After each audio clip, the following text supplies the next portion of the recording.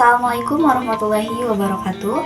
Perkenalkan, nama saya Fitriani dengan nomor induk mahasiswa 101240084, program studi akuntansi reguler sore B. Video ini saya buat untuk memenuhi tugas mata kuliah manajemen keuangan. Kapitalisasi dan struktur modal. Nah, teman-teman, jadi apa sih kapitalisasi itu? Jadi, kapitalisasi merujuk pada total nilai pasar saham yang beredar dari suatu perusahaan, mencerminkan ukuran dan daya tariknya di mata pasar. Ini adalah indikator penting bagi investor dan analisis. Secara sederhana, kapitalisasi pasar dihitung dengan mengalihkan harga saham perusahaan saat ini dengan jumlah saham yang beredar. Ini adalah cara cepat untuk memahami seberapa besar nilai perusahaan di mata pasar keuangan. Kemudian kita masuk pada teori kapitalisasi. Jadi, teori kapitalisasi dibagi menjadi dua faktor. Yang pertama yaitu overcapitalization atau kelebihan modal, yang dimana hal ini terjadi ketika laba perusahaan tidak sebanding dengan besarnya modal yang diinvestasikan. Di sini saya akan memberi satu contoh, misalkan sebuah perusahaan memiliki nilai buku aset sebesar 10 miliar dan nilai kapitalisasi sebesar 10 miliar juga. Namun, karena pendapatannya rendah, nilai real aset berdasarkan kapasitas pendapatannya hanya 6 miliar. Kelebihan 4 miliar merupakan dana menganggur yang tidak menghasilkan keuntungan yang cukup. Langsung pada poin kedua, yaitu undercapitalization, yaitu kekurangan modal. Hal ini terjadi ketika modal yang dimiliki terlalu sedikit dibandingkan volume bisnis, atau laba sangat tinggi namun perusahaan kekurangan likuiditas untuk ekspansi. Nah, untuk contohnya, misalkan sebuah startup teknologi mengumpulkan modal awal misalnya $500.000 atau jika dirupiahkan mungkin mencapai 7,8 miliar rupiah untuk meluncurkan aplikasi. Mereka dengan cepat menghabiskan modal tersebut untuk pengembangan dan pemasaran aplikasi tersebut. Tetapi mereka meremehkan waktu yang dibutuhkan untuk menghasilkan pendapatan signifikan, sehingga kekurangan modal untuk operasional berkelanjutan atau ekspansi. Nah, setelah kita mengetahui apa itu kapitalisasi, kemudian kita akan membahas tentang definisi struktur modal. Nah, jadi struktur modal adalah komposisi pembiayaan jangka panjang perusahaan yang terdiri dari utang seperti pinjaman dan obligasi dan ekuitas seperti saham biasa dan saham preferen. Ini menentukan bagaimana aset perusahaan didanai. Struktur modal memiliki 3 bagian penting pada struktur modal ideal. Yang pertama, ada biaya modal tertimbang, yaitu hal ini bertujuan untuk menemukan titik di mana biaya utang dan ekuitas seimbang. Nah, tujuannya untuk meminimalkan biaya keseluruhan perusahaan dengan menemukan keseimbangan yang optimal sehingga perusahaan dapat mengoptimalkan pengembalian dana dan meningkatkan laba. Kemudian pada poin yang kedua, yaitu ada nilai perusahaan yang maksimal. Hal ini bertujuan untuk menciptakan kekayaan terbesar bagi pemegang saham.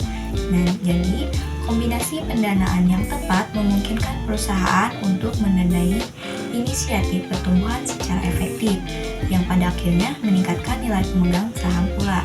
Dan yang poin ketiga yaitu risiko terkelola, di mana hal ini mempertimbangkan tingkat risiko yang dapat diterima oleh perusahaan. Nah, jika pengelolaan yang cermat terhadap campuran utang dan ekuitas membantu menjaga kondisi finansial perusahaan tetap aman dan terhindar dari kerugian perusahaan tersebut.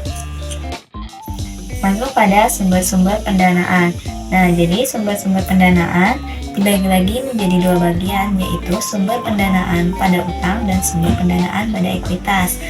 Nah, pertama kita akan membahas sumber pendanaan utang.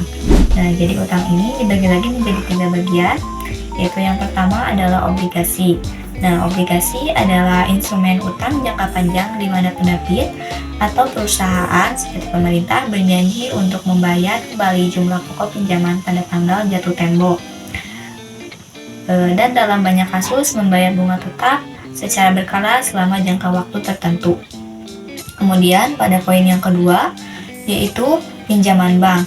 Nah, pinjaman bank ini adalah fasilitas kredit yang diberikan oleh lembaga perbankan kepada peminjam. Pinjaman ini memiliki jangka waktu tertentu, suku bunga atau mengambang, dan jadwal pembayaran kembali yang disepakati dalam perjanjian kredit. Nah, kemudian yang poin ketiga yaitu sewa pembiayaan. Nah, sewa pembiayaan ini seperti leasing ya. Ini adalah metode pendanaan aset di mana perusahaan memperoleh hak untuk menggunakan aset seperti peralatan atau properti dari pemilik aset selama jangka waktu tertentu dengan imbalan pembayaran sewa berkala. Pada akhir masa sewa, lease mungkin memiliki opsi untuk membeli aset tersebut. Nah, kemudian pada bagian ekuitas juga dibagi menjadi 3 bagian. Kemudian yang bagian pertama yaitu adalah saham biasa. Nah, ini adalah kepemilikan saham perusahaan dengan hak suara. Nah, jadi pemegang saham biasa adalah pemilik sejati perusahaan. Mereka memiliki hak suara dalam rapat umum pemegang saham yang disingkat dengan RUPS dan berhak atas dividen, meskipun pembayaran dividen tidak terjamin dan tergantung pada keputusan direksi dan kinerja perusahaan. Kemudian pada bagian yang kedua yaitu ada saham preferen, yaitu kepemilikan dengan dividen tetap tetapi tanpa hak suara. Nah, jadi saham preferen ini adalah bentuk kepemilikan hibrida. Pemegang saham preferen biasanya menerima dividen tetap sebelum pemegang saham biasa dibayar, tetapi umumnya tidak memiliki hak suara. Mereka juga memiliki prioritas lebih tinggi daripada pemegang saham biasa jika perusahaan dilikuidasi. Kemudian yang poin ketiga yaitu laba ditahan. Keuntungan yang tidak dibagikan sebagai dividen diinvestasikan kembali ke dalam perusahaan. Nah, jadi bagian dari laba bersih perusahaan yang tidak dibayarkan kepada pemegang saham sebagai dividen, dana ini diinvestasikan kembali ke dalam perusahaan untuk membiayai ekspansi, proyek baru, atau melunasi hutang perusahaan tersebut. Nah, tidak hanya sumber-sumber pendanaannya saja, struktur modal juga perlu menganalisis biaya modalnya dengan 3 cara. Yang pertama yaitu dengan menggunakan WACC atau Weighted Average Cost of Capital, di mana cara ini menggunakan rata-rata tertimbang dari biaya setiap sumber modal seperti utang dan ekuitas. Yang kedua yaitu biaya utang. Nah, tingkat bunga yang dibayar perusahaan atas utangnya disesuaikan dengan pajak. Kemudian yang poin ketiga yaitu biaya ekuitas. Nah, jadi pengembalian yang diharapkan pemegang saham dari investasi mereka. Kemudian ada teori struktur modal. Ada 3 teori pada struktur modal ini, yaitu yang pertama teori Modiglian-Meller, yaitu struktur modal tidak mempengaruhi nilai perusahaan. Namun dengan pajak dan biaya kebangkrutan, utang dapat meningkatkan nilai perusahaan hingga titik tertentu. Kemudian yang poin kedua yaitu teori trade-off. Nah, jadi perusahaan menyeimbangkan manfaat pajak dari utang dengan biaya kebangkrutan. Ada struktur utang optimal di mana manfaat pajak sama dengan biaya kebangkrutan marginal. Yang ketiga yaitu teori pecking order, yaitu perusahaan lebih suka menggunakan pendanaan internal atau laba ditahan terlebih dahulu, kemudian utang, dan terakhir ekuitas saham baru untuk menghindari sinyal negatif ke pasar. Nah, jadi ketika perusahaan membutuhkan suatu modal, mereka akan menggunakan dana internal terlebih dahulu sebelum menggunakan utang serta kemudian menggunakan ekuitas. Nah, kemudian terdapat pengaruh struktur modal terhadap nilai perusahaan. Jadi yang pertama itu adalah pengungkit keuangan atau financial leverage, di mana penggunaan utang meningkatkan potensi pengembalian ekuitas, tapi juga meningkatkan risiko. Nah, jadi jika suatu perusahaan terlalu menumpuk utang terlalu banyak, nah dia akan mendapatkan risiko, yaitu seperti risiko kebangkrutan. Ya, kemudian yang kedua yaitu biaya agensi dan asimetri informasi. Nah, jadi keputusan pendanaan dapat dipengaruhi oleh konflik kepentingan antara manajemen dan pemegang saham, serta informasi yang tidak merata. Nah, adapun strategi penentuan struktur modal optimal itu ada 4 cara, yaitu yang pertama dengan analisis industri.